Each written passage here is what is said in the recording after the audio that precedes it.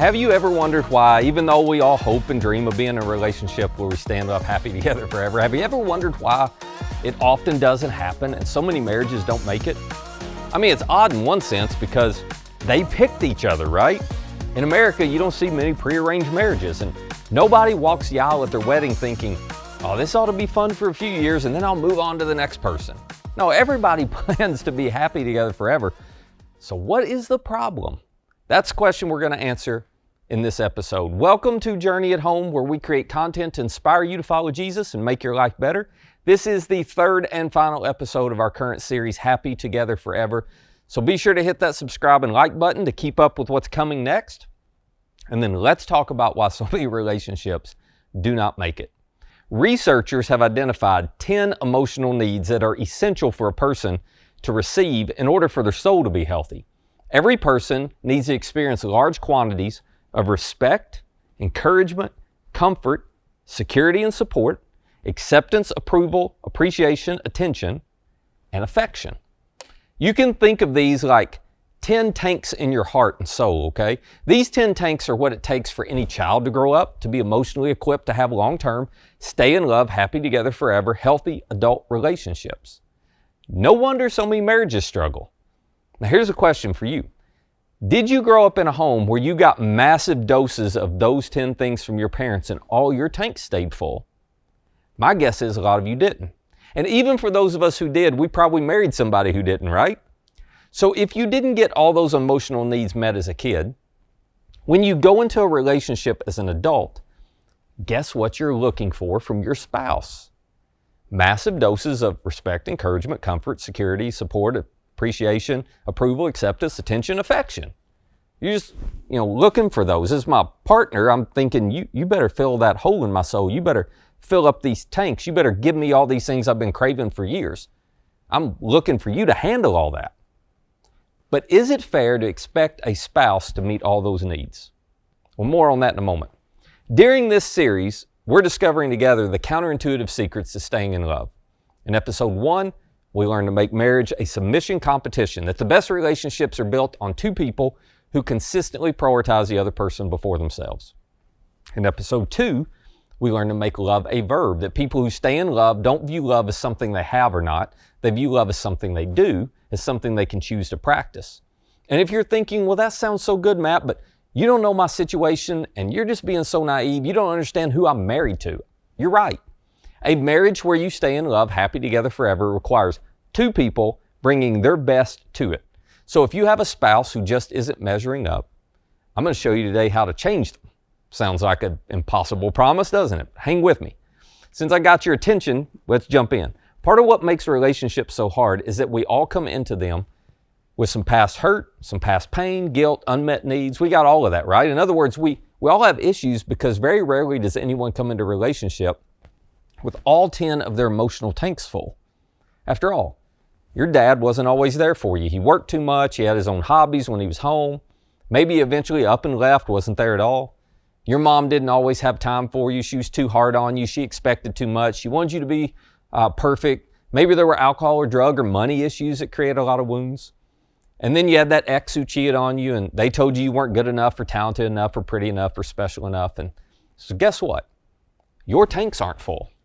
Some of them may be almost completely empty, but you carry all of those tanks into your current relationship and it has an impact even though most of the time you don't realize it. Here's how it looks. So let's say your spouse says something that bumps one of those tanks, okay? It reminds you of when someone else didn't fill your tank. So what do? You get mad, you start firing back. Or maybe if you have this personality, you get passive aggressive and you withdraw. And he thinks it's all her fault. She gets on my nerves so bad, if she just stopped doing this and start doing that, I wouldn't react that way. So you blame your spouse. And she's thinking, oh, if he'd just quit saying this and do more of this and less of that and be more like this, I'd stop acting this way. Which explains why two people who at one time loved each other more than anything in the world can end up hating each other so much. Because we have a tendency to blame the people closest to us for the things that come out of us. But that person is not the reason you're reacting the way you are.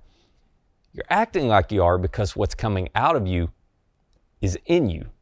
And you have lost sight of how these tanks have been depleted over the years, and you assume the person beside you is the one who's done it all to you.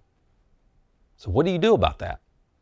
Well, the answer is actually pretty simple, but it's something that few of us do. And quite honestly, most of us don't want to do it. To stay in love, happy together forever, we have to learn to deal with what's happening in our own heart. In Proverbs 4:23, King Solomon expressed this idea in a pretty unique way. He said, above all else, guard or protect or defend or keep all the harmful stuff out of your heart. Why? Because what's inside of you always comes out of you. But if somebody came to you and asked you, well, what's your plan for guarding your heart? I mean, you would not know what to say, would you? Because you don't have a plan. Nobody ever taught you to have a plan. After all, it's not your fault you're reacting the way you are. It's her fault. If she wouldn't do that, then you wouldn't react this way. And I know I've had the same problem with the last 4 women I dated, but I just need to find somebody who's not going to trigger me like that. I'm not to blame. They are. That's how we think. But unfortunately, we're not very good at guarding our heart, which is the real problem. What we're good at is monitoring our partner's behavior. And we are experts at looking at them going, you need to stop. You need to start. Why don't you do this? Why won't you quit? Why don't you change? Why don't you get better? And the reason you do that is because you want the relationship you have with the one you love to fill up all of those tanks for you. It's part of why you fell in love with that person to begin with. They made you feel these things and they filled up those tanks initially, and you don't want those emotions to stop. But when your spouse's words or actions don't make you feel that way anymore, you start monitoring their behavior and trying to get them to change so they'll pour back into your tanks. But your ability to consistently have your tanks full, listen, actually isn't a result of your spouse's behavior as much as it is the condition of your own heart. In other words, if you came out of a home where you never felt appreciated or respected, it does not matter how much your spouse does for you. It's still very hard for you to maintain a sense of respect and appreciation in your relationship. So yes, his or her behavior may be part of the problem, but staying in love has as much to do with the health of your heart as it does the behavior of your spouse. That's why Solomon says, above all else, guard your heart, for everything you do flows from it. That means if your heart's not in good shape, it will be impossible to have a healthy relationship. What's in you will come out of you regardless of who is with you. In other words, you can change spouses, you can change names and faces, but what's in you, it's still going to come out of you regardless of who you have with you. So the third counterintuitive secret to being happy together forever is you have to make change your choice. Stop trying to fix your spouse.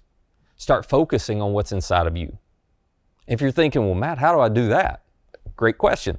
Let me give you 2 exercises you can practice. They'll get you started so that when you get a bump, there's some emotion, you start reacting the way you have in the past, you're able to stop. You're able to change. First thing you need to do is next time you hit a problem, somebody bumps your tank, I want you to stop and think about what you're feeling before you say anything. That's hard. But you need to do this because you need to identify specifically what it is you're really wanting and not getting.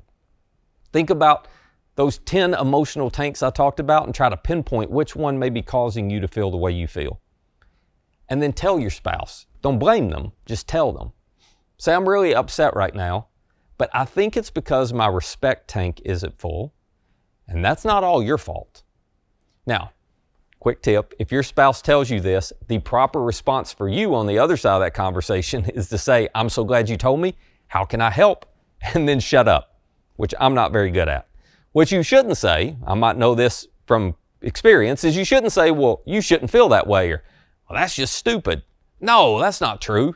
Bad responses. Just say, I'm so glad you told me. How can I help? Now, here's why that's all you need to say. When healthy people find out that their words or actions are creating negative emotions in their spouse, they try to stop doing whatever is creating negative emotions in their spouse. So if you want to change your spouse, the way you do it is you start paying attention to what's going on inside of you and what's coming out of your mouth. Would you identify what those emotions are rattling around in your heart? Would you name them? And then when it's appropriate, have a conversation with your spouse about it. Because the healthier you are, the more likely they are to choose to be healthy too. Now that's the first exercise. But there is one more important thing to do. Your spouse is incapable of keeping these tanks full. It is impossible. If your spouse has to meet all these needs so that you feel emotionally healthy, well, that burden's going to destroy your relationship. There is only one person who can fill these tanks up completely. It's the one who created you. When you see yourself the way Jesus sees you, when you understand how much Jesus values you, when you have a relationship with Him that's built on unconditional love, it will fill those tanks up. And yeah, people may from time to time spill a little out of it, but you'll learn to go right back to Jesus and He'll refill those tanks for you again. When your identity, when your value, when your worth is grounded in Jesus and His view of you, you do not have to be shaken by what people say or do to you. So would you commit to exploring, trying to understand how Jesus sees you, how much He loves you? You can start reading one of our reading plans that we suggest in our app. You can watch some of the short video series we've got in our app. If you live around here and come to Journey in person, you can check out our starting point discussions we offer. I mean, Jesus values you so much, He gave His life for you to make it possible to have a relationship with you. So start learning how to embrace that. And you'll then be able to love your spouse out of the overflow of Jesus' love you have experienced. You're not going to look to your spouse to fill up all your tanks and fully satisfy you. So stop trying to change your spouse, and instead you make change your choice. And your spouse will follow suit. Because falling in love is easy, only requires a pulse. But staying in love, that takes a plan. And now you've got it. 3 counterintuitive secret principles that'll help you prepare for or pursue being happy together forever. Make marriage a submission competition. Make love a verb. Make change your choice. And the great news is when you follow Jesus, when His way of life becomes the rhythm of your life, He teaches you how to practice all 3 of these. He makes your marriage better. So trust your heart to Jesus and then let Him teach you how to guard it, because everything you do flows from it.